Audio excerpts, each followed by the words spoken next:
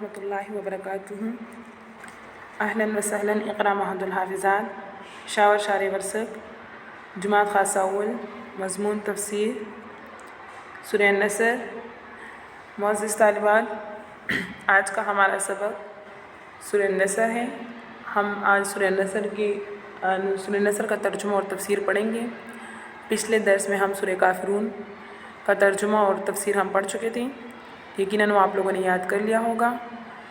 آج ہم سورہ النصر پڑھیں گے۔ ترجمے کی طرف دیکھیں۔ بسم اللہ الرحمن الرحیم۔ اذا جاء، جب آئے، نصر اللہ، اللہ کی مدد، والفتح، اور فتح، ورأیت الناس، اور آپ دیکھو گے لوگوں کو، یدخلون، کے داخل ہوں گے، فی دین اللہ، اللہ کی دین میں، افواجاً، فوج در فوج، فسبح، پس تسبیح بیان کریں، بحمد ربک، اپنے رب کے حمد کے ساتھ، واستغفرہ، اور مغفرت طلب کریں، انہ، بے شک وہ اللہ تعالیٰ، کان توابا، توبہ قبول کرنے والا ہے۔ ان آیات کی تفسیر کی طرف دیکھیں۔ یہاں پر فرمایا اذا جاء نصر اللہ والفتح، نصر کے معنی ہے تحصیل مطلوب میں اعانت کرنا، یعنی کوئی چیز، کوئی کام آپ کا مقصد ہے اور اس میں مدد کرنا۔ تحصیل کا مطلب حاصل کرنا، مطلوب کا معنی کوئی مقصد، اور اعانت کا مطلب مدد، یعنی کسی مقصد کے حاصل کرنے میں مدد کرنے کے معنی نصر ہے۔ اور فتح کے معنی ہے تحصیل مطلوب کے، یعنی اس مقصد کو حاصل کرنا، یہ فتح کہلاتا ہے۔ اور نصر یعنی مدد کرنا، یہ فتح کا سبب ہوتی ہے۔ یعنی نصر، کسی کی مدد کی جاتی ہے تو یہ اس کے ذریعے سے فتح نصیب ہوتی ہے۔ تو یہاں پر فرماتے ہیں کہ نصر جو ہے یہ فتح کا سبب ہوتی ہے، اس لیے فتح کو نصر کے بعد بطور عطف بیان کیا گیا، اس لیے فتح کو نصر کے بعد بطور عطف بیان کیا گیا۔ یہاں پر اب سوال ہوتا ہے کہ فتح سے کون سی فتح مراد ہے؟ تو اس میں مختلف اقوال ہیں۔ جمہور مفسرین فرماتے ہیں کہ نصر سے مراد وہ تائید اور مدد ہے جو فتح مکہ کے سلسلے میں وارد ہوئی، یعنی فتح مکہ کے سلسلے میں جو اللہ تعالیٰ کی مدد حاصل ہوئی، یا جو اللہ تعالیٰ کی تائید بھی مدد کو کہا جاتا ہے، اعانت بھی مدد کو کہا جاتا ہے۔ تو جو اعانت اور جو تائید فتح مکہ کے سلسلے میں ہوئی تو اس سے وہ نصر مراد ہے۔ اور فتح سے مراد فتح مکہ ہے جو 10 یا 12 یا 16 یا 17 18 رمضان 8 ہجری میں ہوئی، یعنی یہ فتح مکہ جو ہے یا 10 ہجری میں یا 12 ہجری میں یا 16 ہجری میں یا 17 یا 18 رمضان مبارک میں کو یہ فتح مکہ ہوئی۔ اور اس سفر میں انصار اور مہاجرین اور عرب کی مختلف جماعتوں کا لشکر 10,000 کی تعداد میں آپ صلی اللہ علیہ وسلم کے ساتھ تھی، اور دوسری روایت کے مطابق لشکر کی تعداد 12,000 تھی۔ یعنی ایک روایت میں آتا ہے کہ فتح مکہ کے موقع پر جو لشکر تھی، یعنی جو تعداد تھی ایک اس گروہ کی، تو اس کی تعداد 10,000 تھی، لیکن دوسری روایت کے مطابق لشکر کی تعداد 12,000 تھی۔ لیکن یہ کچھ اختلاف نہیں، کیونکہ مدینہ سے آپ کے ہمراہ 10,000 روانہ ہوئے اور راستے میں دوسرے قبائل مل گئے تو تعداد 12,000 تک پہنچ گئی۔ بعض کہتے ہیں کہ فتح سے مراد فتح خیبر ہے، یعنی خیبر کے موقع پر جو فتح نصیب ہوئی اس سے وہ فتح مراد ہے جو حدیبیہ 6 ہجری کے بعد محرم 7 ہجری میں ہوئی، اور اس فتح کے بعد مسلمانوں کو فراخی میسر ہوئی۔ تیسرا قول یہ ہے کہ اس سے مراد تمام فتوحات ہیں، یعنی جتنی فتح نبی کریم صلی اللہ علیہ وسلم کو نصیب ہوئی ہے اس سے تمام فتوحات مراد ہیں، یعنی فتح خیبر، فتح مکہ، فتح طائف، فتح حنین وغیرہ جو پے در پے نصیب ہوئی، یعنی یہ ایک دوسرے کے پیچھے جو ہے نبی کریم صلی اللہ علیہ وسلم کو یہ فتح نصیب ہوئی، جن سے اسلامی حلقہ یعنی اسلامی گروہ جو ہے وہ وسیع سے وسیع تر ہو گئے۔ مطلب اسلامی حلقہ کیا کہ حلقہ اس کو کہا جاتا ہے، ایک گروہ ایک جماعت کو کہا جاتا ہے، تو یہ گروہ جو ہے وسیع سے وسیع تر ہو گیا، مطلب اس میں تعداد زیادہ ہوتی گئی۔ چوتھا قول اس سے یہ ہے کہ اس سے مراد فتوحات غیبیہ ہے، یعنی جو غیبی طور پر نبی کریم صلی اللہ علیہ وسلم کو فتح نصیب ہوتی ہے اس سے وہ فتوحات مراد ہے۔ ورأیت الناس یدخلون فی دین اللہ افواجا، رأیت میں خطاب نبی کریم صلی اللہ علیہ وسلم کو ہے، اور رویت سے مراد رویت بصری یعنی دیکھنا، آنکھوں سے دیکھنا ہے، یا قلبیہ دل سے دیکھنا، دونوں کا احتمال مراد ہو سکتا ہے۔ اور الناس سے مراد اہل عرب ہے، یعنی عرب کے لوگ اس سے مراد ہیں، اور دین اللہ سے مراد اسلام ہے، دین اللہ سے مراد اسلام ہے۔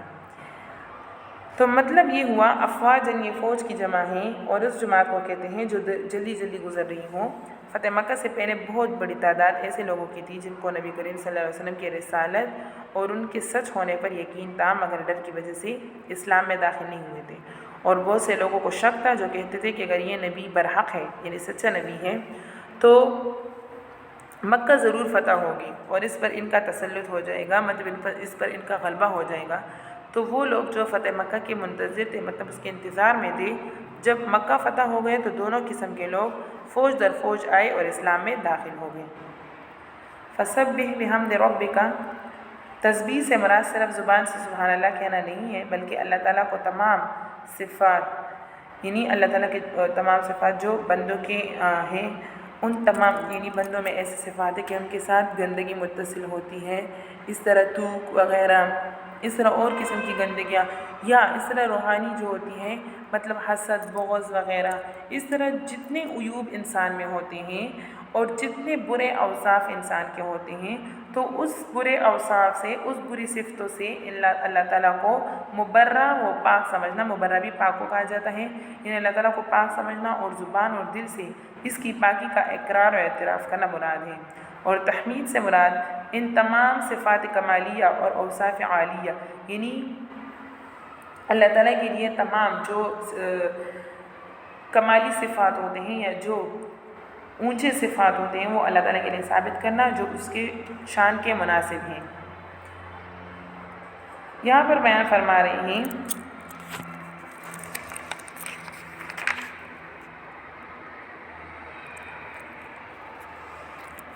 وَاسْتَغْفِرُوا إِنَّهُ كَانَ تَوَّابًا، اور آپ اپنے رب سے معافی مانگی کیونکہ وہ بہت توبہ قبول کرنے والا ہے۔ حضرت اکرم صلی اللہ علیہ وسلم نے فرمایا کہ یقیناً میں ایک دن میں 70 سے زائد بار اللہ تعالیٰ سے استغفار اور توبہ کرتا ہوں۔ میرے دل پر تاریکی سی آ جاتی ہے اور میں 100 بار روزانہ استغفار کرتا ہوں۔ اسی طرح فرمایا کہ مغرب کی جانب سے طلوع آفتاب ہونے سے پہلے جو توبہ کرے گا اللہ تعالیٰ اس کی توبہ قبول فرمائیں گے۔ اور چوتھی جگہ فرمایا کہ قسم ہے اس ذات کی کہ جس کے قبضے میں میری جان ہے، اگر تم گناہ نہ کرو تو اللہ تعالیٰ تمہیں نیست اور نابود کر دیں گے، مطلب ختم کر دیں گے، اور ایسے لوگ پیدا کریں جو گناہ کر کے توبہ کریں، ان کی مغفرت کی جائے۔ اور باقی احادیث میں آتا ہے کہ جو استغفار کو لازم پکڑ لیتا ہے تو اللہ تعالیٰ ہر تنگی سے اس کے لیے نکلنے کا راستہ اور ہر ہم سے چھٹکارا اور اس کو ایسے مقام سے رزق عطا فرماتے ہیں جو اس کو وہم و گمان میں بھی نہیں ہوتا۔ تمام انسان خطا کار ہیں، اور جگہ پر نبی کریم صلی اللہ علیہ وسلم نے فرمایا کہ تمام انسان خطا کار ہیں یعنی گناہ گار ہیں، اور بہتر خطا کار توبہ کرنے والا ہے، مطلب بہتر خطا کار وہ آدمی ہے کہ جو توبہ کرے یعنی گناہ کے بعد توبہ کر لے۔ اسی طرح دوسرے حدیث میں آتا ہے کہ گناہ سے توبہ کرنے والا ایسا ہے کہ گویا اس نے گناہ کیا ہی نہیں ہو۔ تو بے شمار آیات اور احادیث سے استغفار کی محبوبیت معلوم ہوتی ہے، مطلب استغفار کا محبوب ہونا، اللہ تعالیٰ کو پسند ہونا یہ معلوم ہوتا ہے۔